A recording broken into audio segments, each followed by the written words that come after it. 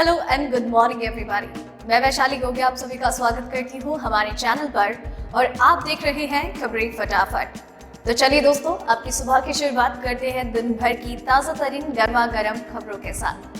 तो दोस्तों, आप तो जानते ही हैं कि हाल फिलहाल में कोरोना वायरस और उसकी वैक्सीन के क्या मायने हैं और कई देशों में इसकी वैक्सीनेशन की प्रक्रिया शुरू हो गई है और बहुत जल्द ही इंडिया में भी वैक्सीनेशन शुरू हो जाएगा जनवरी के महीने में।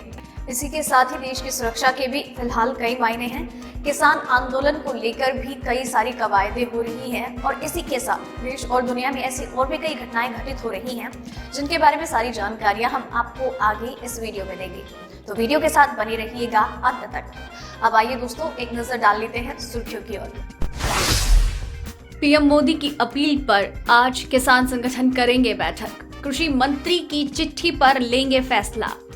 किसान आंदोलन पर बोले राहुल, मिट्टी का कण कण गूंज रहा है, सरकार को सुनना पड़ेगा। बाबा वेंगा की भविष्यवाणी, 2021 में प्रलय का सामना करेगी दुनिया, बहरे हो जाएंगे ट्रम्प।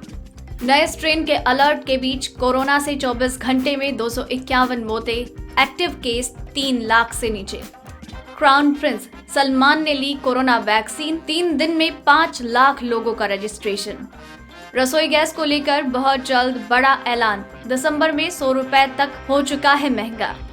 क्वालकॉम को पीछे छोड़ मीडियाटेक बनी दुनिया की number 1 mobile chipset company. PM किसान सम्मान निधि का करोड़ों किसानों को मिला फायदा। आपके खाते में नहीं आए पैसे तो इस नंबर पर करें शिकायत। जी हाँ दोस्तों, ऐसी और भी कई खबरें और अपडेट्स हैं जिनके बारे में सबसे सही और सटीक जानकारी हम आपको आगे इस वीडियो में देंगे। इसी के साथ ही इस वीडियो को बनाने में मुझे बहुत मेहनत लगती है और आप भी उतनी ही मेहनत, प्यार और सब्र के साथ इस वीडियो को एंड तक देखते हैं। इस वीडियो को देखने के बाद इसे लाइक और शेयर करते हैं, अपने विचार हमसे साझा करते हैं। ये आपका मोटिवेशन ही है जो हमें लगातार मोटिवेट करता है बेहतरीन काम करने के लिए।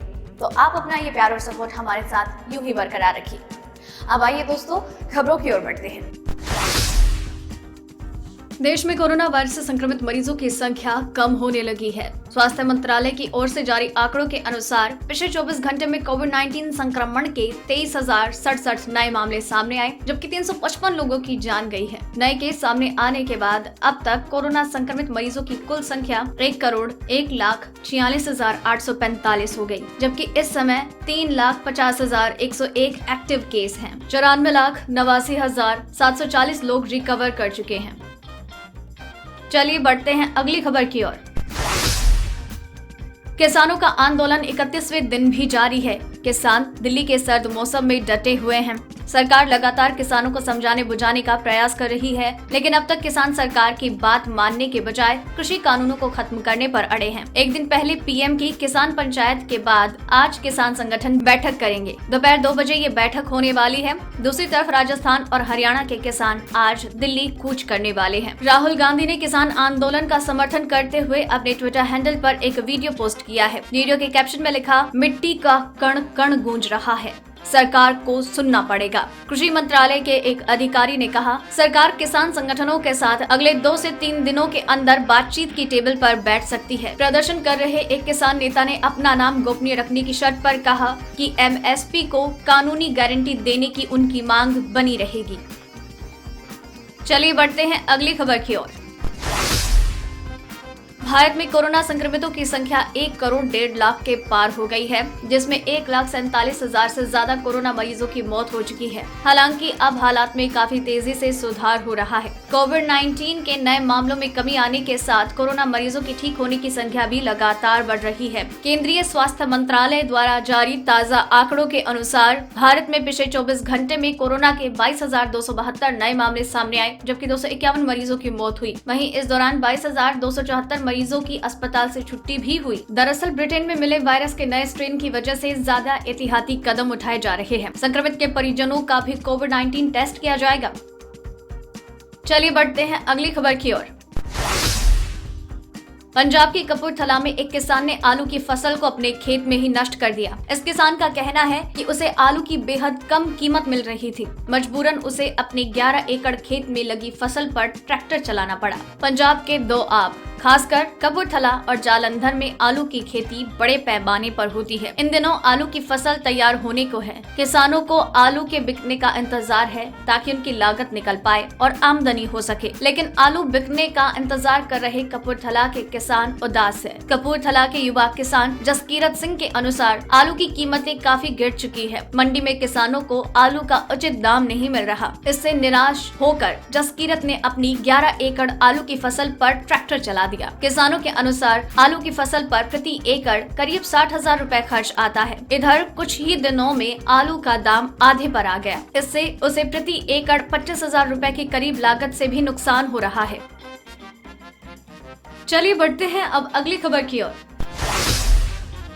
सऊदी अरब के क्राउन प्रिंस सलमान ने शुक्रवार को कोरोना की वैक्सीन ली। शुक्रवार को उन्हें कोरोना वैक्सीन की पहली खुराक दी गई। सऊदी अरब के स्वास्थ्य मंत्रालय ने क्राउन प्रिंस की तस्वीरें और वीडियो को शेयर किया है। खाड़ी के इस देश में पिछले मंगलवार को ही कोरोना टीकाकरण का कार्यक्रम शुरू हुआ। सऊदी अरब के स्वास्थ्य मंत्री तौफीक अल रबिया ने क्राउन प्रिंस की इस पहल के लिए धन्यवाद दिया। स्वास्थ्य मंत्री ने कहा कि क्राउन प्रिंस वैक्सीनेशन कार्यक्रम को लेकर काफी उत्सुक रहे और इस बारे में मंत्रालय से लगातार जानकारी लेते रहे ताकि सऊदी अरब के नागरिकों और निवासियों को कोरोना का सर्वोत्तम टीका दिया जा सके। स्वास्थ्य मंत्रालय द्वारा जारी वीडियो में प्रिंस सलमान मुस्कुराते हुए टीका लगाते नजर आ रहे हैं। वैक्सीन लगाने के बाद डॉक्टर्स की एक टीम उन पर नजर बनाए हुए है। बता दें कि सऊदी अरब में कोरोना की वैक्सीन लेने के लिए 3 दिन में 5 लाख लोग रजिस्ट्रेशन करवा चुके हैं। चलिए बढ़ते हैं अगली खबर की ओर। बाल्कन की नास्त्रेमदस कही जाने वाली एक भविष्य वक्ता बाबा वेंगा ने 2021 को लेकर कई भविष्यवाणियां की हैं। उनकी भविष्यवाणी के हिसाब से मानवता के लिए 2021 खतरनाक साबित होने वाला है। गौरतलब है कि वो 86 साल की उम्र में 1996 में दुनिया को अलविदा कह चुकी हैं। उन्होंने 9/11 हमले, ब्रेक्जिट संकट समेत दुनिया में घट चुकी कई घटनाओं की एकदम सटीक भविष्यवाणी की थी। 2021 को लेकर उन्होंने कहा है कि दुनिया बहुत बड़ी प्रलय और गंभीर आपदाओं का सामना करेगी। वहीं उन्होंने कहा है कि एक बड़ा ड्रैगन मानवता पर कब्जा कर लेगा। जानकारों के अनुसार बाबा वेंगा ने इस बात के जरिए चीन की ओर संकेत किया है। इसके अलावा ईंधन को लेकर भी उन्होंने बड़ी बात कही। बाबा के अनुसार पेट्रोलियम उत्पादन रुकने के बाद ट्रेन सूर्य की रोशनी के जरिए हवा में उड़ेगी। बाबा वेंगा ने अमेरिका के राष्ट्रपति डोनाल्ड ट्रंप और रूसी राष्ट्रपति व्लादिमीर पुतिन के भविष्य का जिक्र किया है। दोस्तों, खबरों का सिलसिला खत्म नहीं हुआ है। खबरें अभी और भी बाकी हैं और आप चाहते हैं कि आप तक खबरें लगातार आती रहे तो अभी वीडियो के नीचे नजर आ रहे लाल सब्सक्राइब बटन को दबाएं। फिर आपको दिखाई देगा एक बेल आइकन। उसे प्रेस करने के बाद आप तक रेगुलरली चैनल पर आने वाली हर एक खबर की नोटिफिकेशन मिलती रहेगी। तो चलिए दोस्तों, अब बढ़ते हैं अगली खबर की ओर।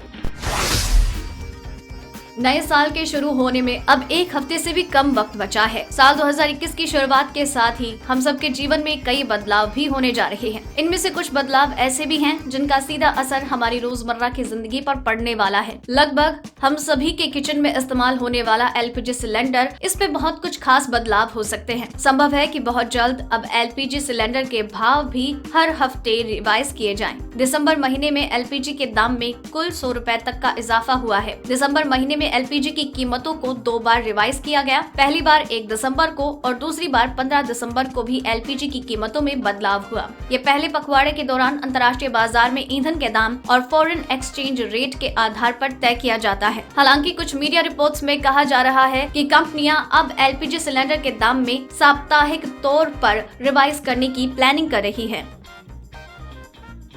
चलिए बढ़ते हैं अगली खबर की ओर। इस साल प्याज की बड़ी कीमतों ने जिस तरह से आम आदमी, किसान और सरकार को मुश्किलों में डाला, अब इसे सबक लेते हुए भविष्य में दोबारा ऐसा ना हो, सरकार ने इसका इंतजाम कर लिया है। सरकार ने घरेलू स्तर पर प्याज का बफर स्टॉक बढ़ाने का निर्णय लिया है। इससे प्याज की कीमतों में कभी भी बेतहाशा बढ़ोतरी नहीं होगी। कुछ रिपोर्ट्स के अनुसार एक सरकारी अधिकारी ने बताया है कि प्याज का बफर स्टॉक सरकार ने 1 लाख टन से 1.5 लाख टन कर दिया है। अब आने वाले समय में प्याज की कीमतों में बेतहाशा बढ़ोतरी नहीं होगी। मार्केट में जब भी प्याज की कमी महसूस होगी तो बफर स्टॉक का प्याज बाजार में उतार दिया जाएगा। चलिए बढ़ते हैं अगली खबर की ओर। ताइवान की चिपसेट कंपनी मीडियाटेक ने अमेरिकी चिपसेट मेकर क्वालकॉम को पीछे छोड़ दिया है। पहली बार ऐसा हुआ है कि मीडियाटेक दुनिया की सबसे बड़ी स्मार्टफोन प्रोसेसर कंपनी बन गई है। साल 2020 ताइवानी कंपनी मीडियाटेक के लिए बेहतर रहा। काउंटर पॉइंट की रिपोर्ट के अनुसार मीडियाटेक की सक्सेस में चीन और भारत का सबसे बड़ा योगदान रहा, क्योंकि भारत में मिड रेंज स्मार्टफोन्स बिकते हैं और ये कंपनी मिड रेंज और बजट स्मार्टफोन्स पर ज्यादा फोकस रखती है। 2020 की तीसरी तिमाही में स्मार्टफोन चिपसेट में मीडियाटेक का मार्केट शेयर 31% रहा, जबकि क्वालकॉम दूसरे नंबर पर है। अमेरिकी स्मार्टफोन चिप मेकर क्वालकॉम का मार्केट शेयर 29% है। इस लिस्ट में तीसरे नंबर पर सिलिकॉन है, जबकि चौथे नंबर पर साउथ कोरियन कंपनी सैमसंग है। पांचवें नंबर पर अमेरिकी कंपनी एप्पल है। 5G चिपसेट की बात की जाए तो सबसे ज्यादा मार्केट शेयर में अभी भी क्वालकॉम के पास है। 2020 की तीसरी तिमाही में 5G मोबाइल चिपसेट में अमेरिकी कंपनी क्वालकॉम 39% मार्केट शेयर के साथ नंबर 1 पर है। चलिए बढ़ते हैं अगली खबर की ओर। प्रधानमंत्री नरेंद्र मोदी ने शुक्रवार यानी 25 दिसंबर को पीएम किसान सम्मान निधि की अगली किश्त जारी कर दी है। उन्होंने वर्चुअल माध्यम से आयोजित कार्यक्रम में बटन दबाकर किश्त का पैसा जारी किया। ये पैसा सीधे किसानों के खातों में पहुंच गया। मोदी ने 9 करोड़ से ज्यादा किसान लाभार्थियों के खाते में 18,000 करोड़ रुपए ट्रांसफर किए। इस योजना के तहत साल में 2,000 रुपए की राशि 3 किश्तों में भेजी जाती है। इस तरह हर 4 महीने में किसानों के खातों में ये पैसा जाता है। सरकार ने किसानों की सुविधा के लिए कई टोल फ्री नंबर भी जारी किए, ताकि अगर किसी के खाते में पैसे ट्रांसफर ना हो या फिर देरी हो तो यहाँ वो अपनी शिकायत दर्ज करवा सकते हैं। अधिकतर किसानों के बैंक अकाउंट में ये रकम क्रेडिट हो चुकी है। इसके बावजूद अगर आपके खाते में रकम नहीं पहुँची है तो आप हेल्पलाइन नंबर पर शिकायत कर सकते हैं। आप चाहें तो इस हेल्पलाइन नंबर 01124300606 पर कॉल कर शिकायत दर्ज करवा सकते हैं। चलिए बढ़ते हैं अगली खबर की ओर। साल 2021 में Xiaomi 3 फोल्डेबल स्मार्टफोन्स लॉन्च कर सकता है। डिस्प्ले सप्लाई चेन कंसल्टेंट के CEO रॉस यंग ने इस कथित डेवलपमेंट के बारे में ट्विटर के जरिए जानकारी दी। पहले भी ये जानकारी मिली थी कि Xiaomi एक फोल्डेबल फोन लाने की तैयारी में है। उम्मीद की जा रही है कि Oppo और Samsung जैसी कंपनियां भी फोल्डेबल स्मार्टफोन्स पर काम कर रही है। एक और ट्वीट में यंग ने ये भी कहा कि Samsung Galaxy Fold 3 में छोटा मेन डिस्प्ले और कवर डिस्प्ले होगा। यंग के ट्वीट के अनुसार बाजार में आने वाला अगला फोल्डेबल स्मार्टफोन Xiaomi की तरफ से आ सकता है। साल 2021 में Xiaomi बाजार में 3 नए फोल्डेबल स्मार्टफोन्स उतार सकता है। इन्हें 3 design types out folding, in folding और क्लैम शेल में लॉन्च किया जा सकता है। तो दोस्तों आज की इस वीडियो में बस इतना ही। खबरों का ये सिलसिला यही खत्म करते हैं, लेकिन खबरें लगातार आप तक आती रहेंगी। आप बस चैनल को सब्सक्राइब कर लीजिए। इसी के साथ ही आपको वीडियो पसंद आई तो इसे लाइक और शेयर जरूर कीजिएगा, और वीडियो को एंड तक देखा है तो आप अपने विचार हमसे खबरों के बारे में साझा जरूर कीजिएगा और अपना नाम भी मेंशन जरूर करिएगा। धन्यवाद।